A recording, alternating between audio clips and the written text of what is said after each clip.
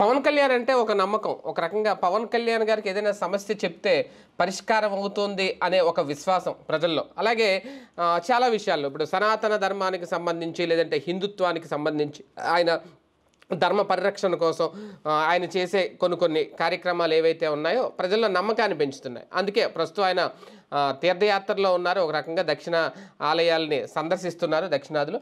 ఇదే నేపథ్యంలో తిరుపతిలో ప్రధానంగా ముంతాజ్ హోటల్ నిర్మాణాన్ని వ్యతిరేకిస్తూ అక్కడ కొంతమంది స్వామీజీలు కొన్ని యాజిటేషన్స్ చేస్తున్నారు. అదే టైంలో అక్కడ తాజాగా నిన్న చూసుకుంటే కొన్ని ఫ్లెకార్డులు పట్టు కూర్చున్నారు. పవన్ కళ్యాణ్ గారు రావాలి, ఎందుకంటే ఆయనది సీజ్ ద షిప్ అనే డైలాగ్ బాగా వైరల్ అయింది అప్పట్లో కాకినాడ రేషన్ బియ్యానికి సంబంధించి. అలాగే సీజ్ ద ముంతాజ్ అని ఏమన్నా అంటారేమో అని చెప్పి ఆయన ఎదురు చూస్తున్నారు. ఎందుకంటే వాళ్ళందరూ ఎదురు చూస్తున్నారు. ఎందుకంటే ఈ సనాతన ధర్మం విషయంలో లేదంటే తిరుమలలో ఏది జరిగినా నిన్న కూడా ఆయన మాట్లాడారు ఆ లడ్డు వ్యవహారానికి సంబంధించి. ఆయన సహించరు, ఇమీడియట్గా రెస్పాండ్ అవుతారు, స్పందిస్తారు అనేది. ఇప్పుడు అలాగే ఆ ఎదురుచూపులు అయితే కనిపిస్తున్నాయి. అసలు ఈ టైంలో ఆయన ఈ దీక్ష తీసుకోవడం లేదంటే ఆలయాలను సందర్శించడం అలాగే హిందువుల్లో ఆయన మీద ఉన్న నమ్మకాన్ని పెంచుకోవడం ఒక రకంగా ఆ దిశగా వెళితే నిజంగా టీడీపీ వర్సెస్ జనసేన అన్నట్టుగా స్టార్ట్ అవుద్దా, కూటమిలో చీలికలు మొదలవుతాయా అనేది కూడా ఒక చర్చ నడుస్తుంది. దీన్ని ఎలా చూడాలి? ఇది ఒక సవాల్గానో లేదంటే పవన్ కళ్యాణ్ గారి ముందు రేపొద్దున్న ఇదే ఒక అతి ఇబ్బందిగా ఏమన్నా మారే అవకాశం ఉంటుందా? ఇదే అంశం మీద చర్చించే ప్రయత్నం చేద్దాం సార్. అంటే పవన్ కళ్యాణ్ గారు ఏం చేసినా అన్నీ ఆలోచించే చేస్తారు. ఆయన తెలిసి చేశారో తెలియజేశారో అని అనక్కర్లేదేమో మనం. కాకపోతే ఇప్పుడు ఆయన చేస్తున్న యాత్రలు ఈ దీక్షలు ఇలాంటివి చూస్తుంటే వీళ్ళల్లో ఒక నమ్మకం పెరుగుతుంది హిందువుల్లో కానీ స్వామీలు. నిన్న కూడా అక్కడ ఈ ముంతాజ్ హోటల్ గురించి చేసినప్పుడు ఆ ఫ్లెకార్డులు అయ్యి వచ్చినాయి అంట. అంటే ఇటువంటి విషయాల్లో కూడా స్పందిస్తారా పవన్ కళ్యాణ్ గారు? లేదంటే ఆల్రెడీ ప్రభుత్వమే అక్కడ అన్నీ చేస్తుంది, వాళ్ళే అనుమతులు ఇస్తున్నారు, వాళ్ళే స్థలాలు ఇస్తున్నారు, మనకెందుకని సైలెంట్గా ఉంటారు? అంటే ఈ ఒకదానికి అసలు పొంతన లేని విషయం. పవన్ కళ్యాణ్ తను వ్యక్తిగతంగా భక్తుడు, తను గుళ్ళకి వెళ్తుంటాడు. అదే సందర్భంలో ఇప్పుడు నిన్న అక్కడెక్కడో ఒక ఊళ్ళో ఆంజనేయ స్వామి విగ్రహాన్ని ధ్వంసం చేశారు. అట్లాగే ఇంకో చోట వచ్చేటప్పటికి మొన్న విశాఖపట్నంలో గుడి కూలిస్తే రోడ్డుకు ఆక్రమించారన్న పేరుతో కూల్చారు. ఇట్లాంటివి నడిస్తే ఆయన స్పందించట్లేదు కదా. ఆయన భక్తుడు గుళ్ళకి వెళ్తాడు, దండం పెట్టుకుంటాడు. అంటే మరి ఇవన్నీ సనాతన ధర్మంలోకి వస్తాయి కదా. సనాతన ధర్మం అంటే గుళ్ళకి మరి ఆయన పాలకుడుగా అవి చెయ్యాలి కదా. అటు మీద మాట్లాడారా? లేదు కదా, మాట్లాడాలి కదా. ఎందుకు మాట్లాడాలా? అది రాజకీయం, దానిగానే చూడాలి. ఇప్పుడు ఒకటే ఏంటంటే జగన్ అనేటువంటి వాడు క్రిస్టియన్ కాబట్టి వీళ్ళందరూ మనం హిందూ ప్రభుత్వం కావాలని కోరుకున్నామా? ఆ ఆస్పెక్ట్లో అయితే కనుక ఏం జరిగినా చూస్తా ఊరుకోవడమే. ఎట్ ద సేమ్ టైం లేదు హిందుత్వానికి సంబంధించి ఎవరు ప్రాబ్లం తెప్పించినా మాట్లాడాలనుకుంటారా? అది ఒక ఆస్పెక్ట్. రెండోది ఏంటంటే ఇక్కడ పవన్ కళ్యాణ్ చంద్రబాబు ఇద్దరు భక్తులు. ఇప్పుడు ఆయన రేపు ప్రయాగరాజ్ వెళ్తున్నాడు లోకేష్ కుటుంబ సమేతంగా. ఆయన భక్తుడే, ఆయన పూజలు చేస్తాడు. వాళ్ళలో పూజలు చేయని వాళ్ళు ఎవరున్నారు? పాలన వేరు, ధర్మంని పాటించడం వేరు, సమాజంలో ఉన్నటువంటి చైతన్యం వేరు. ఇవాళ అన్యమత ప్రచారం జరగట్లేదా? హిందూ మతానికి సంబంధించినటువంటి దాంట్లో తేడా జరగట్లేదా? నడుస్తూనే ఉన్నాయి వేటికయ్యి. కాబట్టి దేనిదే ఒకటేంటంటే ఇప్పుడు మనకి పాపులర్ డైలాగుల్ని హైలైట్ చేసుకోవడం. ఇంకోటి ఏమంటానంటే నేను ఆర్ఎస్ఎస్ చీఫ్ మోహన్ జీ భగవత్ మొన్న ఉపన్యాసంలో కీలకమైన పదం వాడారు. ఏంటంటే హిందూ చైతన్యం జాగృతమైంది. ఇప్పుడు చైతన్యం అనేటటువంటి ప్రారంభమైంది, పెరుగుతోంది. అయితే దీన్ని నెగిటివ్ రూట్లో తీసుకెళ్లాలని ఆయన అనుకోవట్లా, ఆర్ఎస్ఎస్ అనుకోవట్లా. ఆయన ఆర్ఎస్ఎస్ చీఫ్ చెప్పిన పాయింట్ ఏంటంటే కొంతమంది దీన్ని బేస్ చేసుకుని మన ధర్మాన్ని మనం పాటించుదాం, మన ధర్మాన్ని ఎవరైనా ఇబ్బంది పెడుతున్నప్పుడు స్పందిద్దాం, అవసరమైన పోరాటాలకు సంబంధించిన నాయకత్వం సమాజం నుంచి వస్తుంది. అలా కాకుండా అనవసర పోరాటాలు మనం సృష్టించద్దు. ఈ దేశంలో నీకు అవునన్నా కాదన్నా 20 కోట్ల మంది ముస్లింలు ఉన్నారు. వాళ్ళని పాకిస్తాన్ పంపించావు కదా, నువ్వు పంపించాల్సిన అవసరం ఏమనుందా? ఇక్కడే పుట్టారు, ఇక్కడే పెరిగాడు, మనతో సమానంగా వాళ్ళు బ్రతుకుతారు.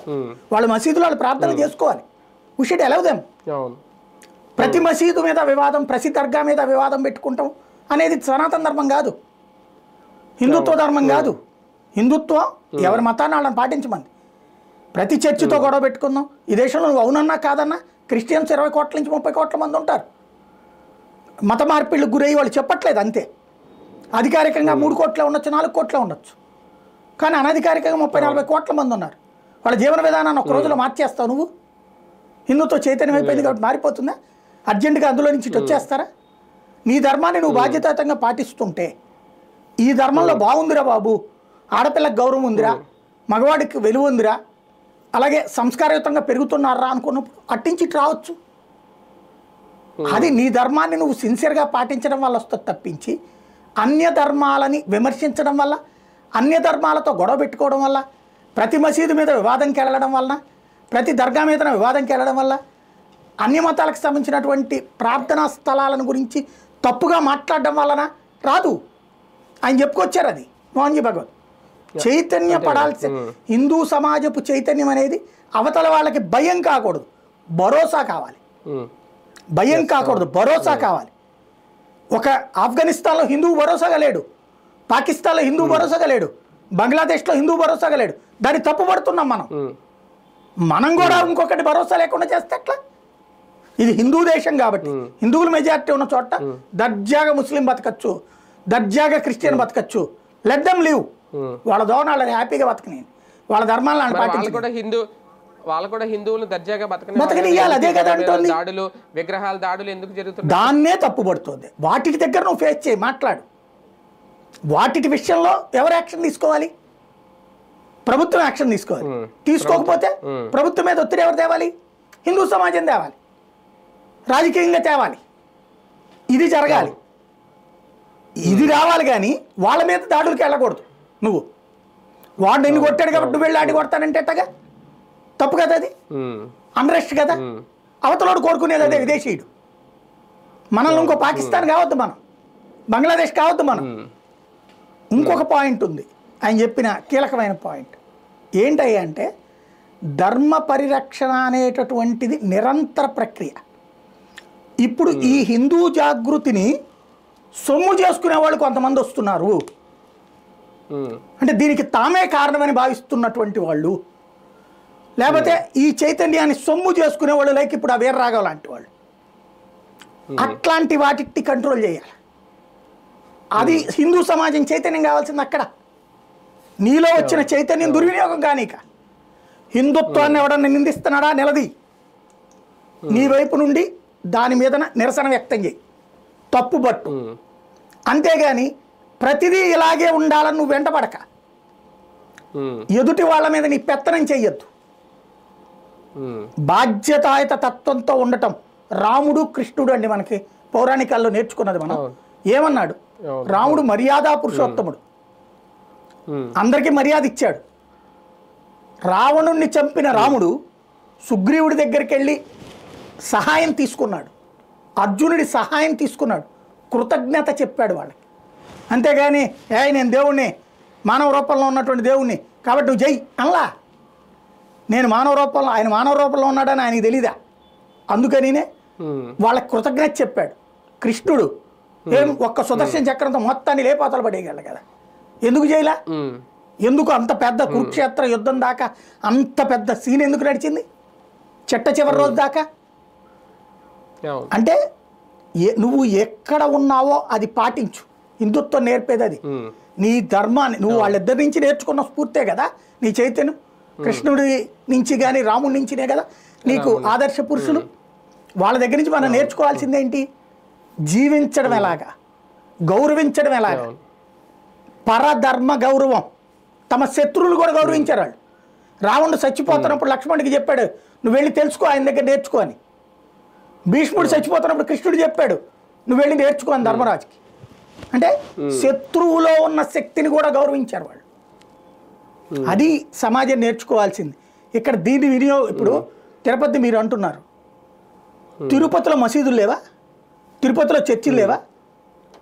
తిరుపతి ఆధ్యాత్మిక కేంద్రమే, కానీ నోటిఫైడ్ కాదు. తిరుమల నోటిఫైడ్. తిరుమలలో అన్యమత ప్రచారం కానీ అన్యమత స్టిక్కర్ కానీ ఏది ఉండడానికి వీల్లేదు. It's band. చట్టం అది. తిరుమలకి మాత్రమే వర్తించే చట్టం అది. తిరుపతి అనేది ఒక నగరం. తిరుమలలో ఎన్నికలు జరగవు, గుర్తుపెట్టుకోండి. తిరుమలలో ఓట్లు వెయ్యరు, తిరుమలలో రాజకీయంతో సంబంధం లే, అది ఆధ్యాత్మిక క్షేత్రం. ఇదివరకు ఆ పైన ఉన్న వాళ్ళని కూడా కిందకి దించారు. ఈవెన్ ఇప్పుడున్న వాళ్ళు కూడా కిందకి వెళ్ళి ఓటేస్తారు. ఏదో అక్కడ ఉన్నటువంటి ఒక కాలనీలో వాళ్ళ వరకు అక్కడ పెట్టినట్టున్నారు ఓ పోలింగ్ బూత్, అది కూడా సిబ్బంది, భక్తులు ఓట్లు వేయరు అక్కడ. అదే సందర్భంలో తిరుపతి అనేటటువంటిది ఒక నగరం, అక్కడ ఉన్నాయి ఆధ్యాత్మిక క్షేత్రాలు. కంచిలో లేవా ఆధ్యాత్మిక క్షేత్రమే కంచి, అక్కడ చుట్టూ ఇళ్ళు లేవా? మధురై చుట్టూ ఇళ్ళు లేవా? తిరువన్నామలై లేవా? అరుణాచలం లేవా? ఇవన్నీ చుట్టూతా అక్కడ మిగతా ఏమి ఉండకుండా ఉంటున్నారా? అక్కడ వేరే మతాలకు సంబంధించిన హోటళ్ళు లేవా?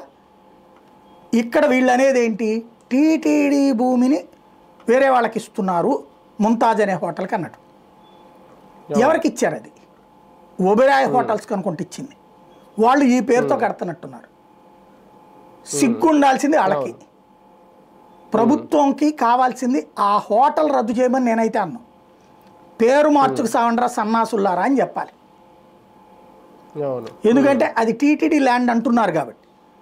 టీటీడీ ల్యాండ్ కాకపోతే అది అడగాల్సిన అవసరం కూడా లేదు. టీటీడీ ల్యాండ్ కాకపోతే ఆ మాట అడిగే హక్కు కూడా మనకు లేదు, అక్కడ కట్టడానికి వీల్లేదనే హక్కు కూడా లేదు మనకి. ఎందుకంటే తిరుపతిలో ముస్లింల ఆస్తులు లేవేంటి? బోల్డ్ అంతమంది ఉంటారు అక్కడ, మసీదులు ఉంటాయి, చర్చిలు ఉంటాయి. ఈవెన్ అసలు అదేదో యూనివర్సిటీనే పెట్టేశారు అప్పుడైతే కనుక. అమ్మాయి తర్వాత నౌషేరా అరెస్ట్ అయింది కాబట్టి నడిచింది, కానీ ఇస్లామిక్ యూనివర్సిటీనే పెట్టడానికి ప్రయత్నించారు అక్కడ. కావాలనే పర్టికులర్గా తిరుపతిలో పెద్ద చర్చిలు పెద్ద మసీదులు కట్టాలనుకుంటారు వాళ్ళ మతాచారాలు పాటించే వాళ్ళు, అక్కడి నుంచి ప్రెషర్ చేసి ఖచ్చితంగా. కానీ అక్కడ బ్యాన్ చేయడానికి ఏం లేదు కదా. తిరుమలలో పెట్టడానికి అయితే ఎవరికి హక్కు లేదు, తిరుపతిలో పెట్టడానికి అయితే ప్రయత్నిస్తారు సహజంగా. దాన్ని ఖండించడానికి అది లోకల్గా ఉన్న మున్సిపాలిటీ ఆలోచించాలి. కానీ ఒకటి సార్ ఇంకొకటి కూడా, ఓకే మీరు అన్నదంతా కరెక్టే, తిరుమలలో అయితే ఒక అబ్జెక్షన్ చేయొచ్చు ఇక్కడ. కానీ ఇక్కడ అలిపిరి అనేది కూడా మనం ఎప్పుడైనా అక్కడికి వెళ్ళినప్పుడు అలిపిరి నుంచే ఒక ఆధ్యాత్మిక భావన అనేది స్టార్ట్ అవుతుంది, అలిపిరి నుంచే నడక కూడా మొదలవుతుంది.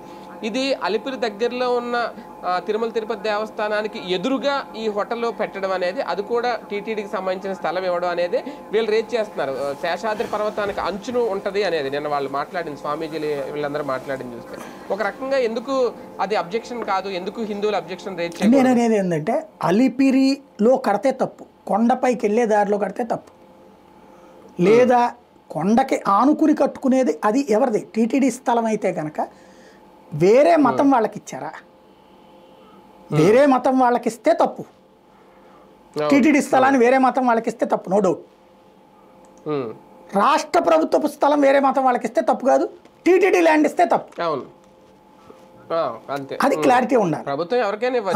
ఇంకొకటి హోటల్ పెట్టేటటువంటిది ఆ పేరు ఒక్కదాని దగ్గరనే వీళ్ళకి అబ్జెక్షన్, అంతే కదా. నేను వింటమైతే ఏదో ప్రముఖ ఒబెరాయ్ హోటల్స్ వాళ్ళు ఎవరిదో అంటున్నారు, వాళ్ళు ఆ పేరుతో పెడుతున్నారు అంటున్నారు. అది ఒబెరాయ్ అనేటటువంటిది పెద్ద సంస్థ దేశవ్యాప్తంగా. అక్కడ స్టార్ హోటల్ వస్తే వీళ్ళు ఏమంటారు, అక్కడ స్టార్ హోటల్ వస్తే మందు తాగుతారు, అదంటే తిరుపతిలో మందు తాగుతారు. తిరుపతిలో బ్యాన్ ఏం లేదు, మద్య నిషేధం ఏం లేదు, ఉన్నాయి. కాబట్టి తిరుపతిని ఆధ్యాత్మిక క్షేత్రంగా మార్చాలంటే అక్కడ ప్రజలు తిరగబడతారు, అక్కడ ప్రజలు ఒప్పుకోరు. అక్కడ ఇప్పుడు రోజు అలా కారులు నడిపేవాళ్ళు, షాపులు అమ్మేవాళ్ళు, లేకపోతే టిఫిన్ బండ్లో పెట్టేవాళ్ళు, వీళ్ళందరూ కూడా సాయంత్రం అయితే తాగేవాళ్ళు బోల్డ్ అంతమంది ఉంటారు. వాళ్ళందరూ తాగకుండా ఆగలేరు అక్కడ, కాబట్టి నడుస్తుంటాయి. అలాగే వాళ్ళకి ఎవరికి ఆధ్యాత్మికత లేనోళ్ళు కాదు. అవునండి, ఒక రకంగా దీన్ని డెవలప్మెంట్ ఆస్పెక్ట్లో చూడాలా? తిరుపతికి సంబంధించి నిజంగా ఇలాంటి స్టార్ హోటల్స్ వస్తే ఆ ప్రాంతం ఇంకా డెవలప్ అవుతుందని నేను చెప్పే ఆస్పెక్ట్ అలా ఒకటేనండి. ఆల్రెడీ స్టార్ హోటల్స్ ఉన్నాయి తిరుపతిలో, లేని ఏం లేదు. అవును, ఒకటి ముస్లింలకు ఇచ్చారా హిందువులకు ఇచ్చారా, ఇది నెంబర్ 1.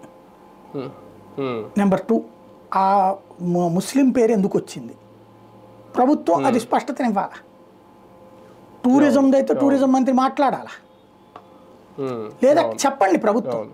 వాళ్ళు స్వామీజీలు దీక్ష చేస్తున్నారంటే నీ బాధ్యత చెప్పటం, సమాధానం చెప్పండి.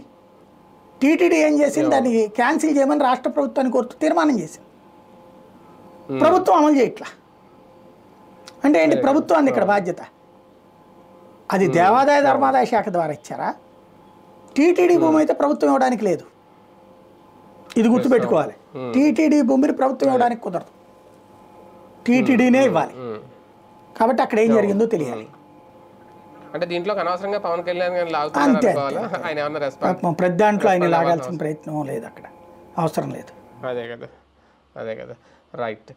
చూద్దాం. మొత్తానికి మరి ప్రభుత్వం దీనికి సంబంధించి ఏమన్నా ఒక కొలికి తీసుకొస్తుంది ఈ అంశాన్ని, లేదు అంటే టీటీడీ నిజంగా భూమి ఇచ్చుంటే టీటీడీ దీనికి ఏమైనా సమాధానం చెప్తుంది. ఇందులో పవన్ కళ్యాణ్ గారి ఇన్వాల్వ్మెంట్ ఎంతవరకు ఉంటుంది అనేది ఒకటి. అలాగే ఎందుకంటే అక్కడ ఫ్లెకార్డులు ఎప్పుడు సీజ్ ముంతాజ్ అని అంటావు పవన్ కళ్యాణ్ అంటూ వాళ్ళు ఫ్లెకార్డులు పెట్టడం, ఒకవేళ ఆయన కూడా దీని మీద ఏమైనా రెస్పాండ్ అవుతారేమో చూడాలి.